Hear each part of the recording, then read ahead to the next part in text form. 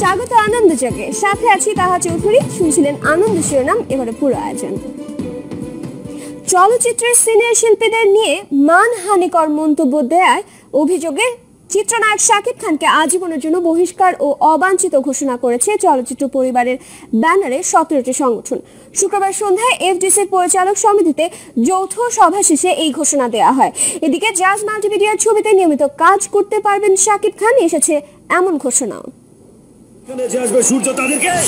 ঘটনার শুরু ঈদে যৌথ প্রযোজনার সিনেমা বস 2 আর নবাবের মুক্তিদাকে কেন্দ্র করে যৌথ প্রযোজনার নিয়ম মানা না মানা নিয়ে পক্ষ বিপক্ষে অবস্থান বিএফডিসি কেন্দ্রিক 17টি সংগঠন ও জাজ মাল্টিমিডিয়া। বস 2 সম্পর্কে প্রিভিউ কমিটি বলেছে এই ছবিটি নির্মাণের ক্ষেত্রে যৌথ প্রযোজনার নীতিমালা সঠিকভাবে মানা হয়নি, সে বিষয়ে যেন কোনো ছাড় না দেওয়া হয়, সেই জন্য আমরা প্রিভিউ কমিটিকে অনুরোধ করেছি। আমি একটা ছবি রিলিজ দেবো না, দুটাই দেবো না, কোনোটাই দেবো না।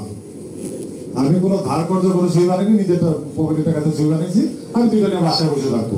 এরই এক পর্যায়ে চিত্রনায়ক ফারুককে নিয়ে কটূক্তি করার পাশাপাশি চলচ্চিত্রের সাথে সংশ্লিষ্টদের নিয়ে আপত্তিকর মন্তব্য করায় শাকিবকে নিয়ে ওঠে আলোচনা আর সমালোচনার ঝড়। আপনারা সেই ইগুলো টেনে দেখেন না, যে প্রিন্ট মিডিয়ার যে নিউজগুলো আছে সেটা টেনে দেখেন,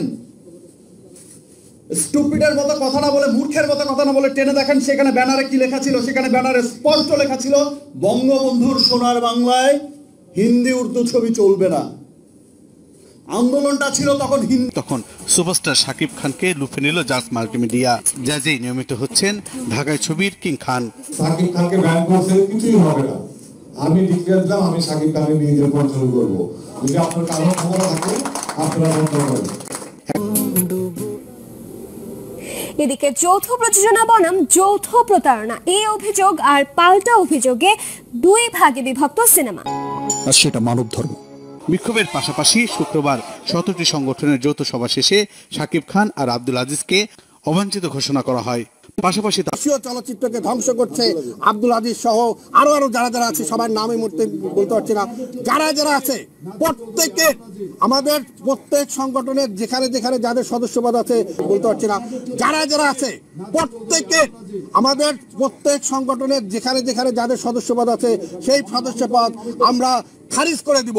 এই মুহূর্ত থেকে আমরাও আমাদের তথ্যমন্ত্রীর পদত্যাগ দাবি করছি। এদিকে সেন্সরে অনিয়মের জন্য চলচ্চিত্র পরিচালক সমিতির সভাপতি সেন্সর বোর্ডের প্রিভিউ কমিটি থেকে পদত্যাগের ঘোষণা দিয়েছেন।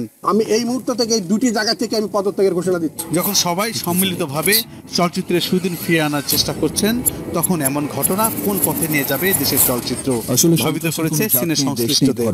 ওদের পরিচয় একটাই, ওরা সন্ত্রাসবাদী। বুলবুল আহমেদ জয়, ঢাকা। ও উপবিশ্বাসের ঈদের ছবির রাজনীতির আরো একটি গান, রঙে রঙে মনের রঙে শিরোনামের এই গানে কণ্ঠ দিয়েছেন কোনাল ও তাসিন।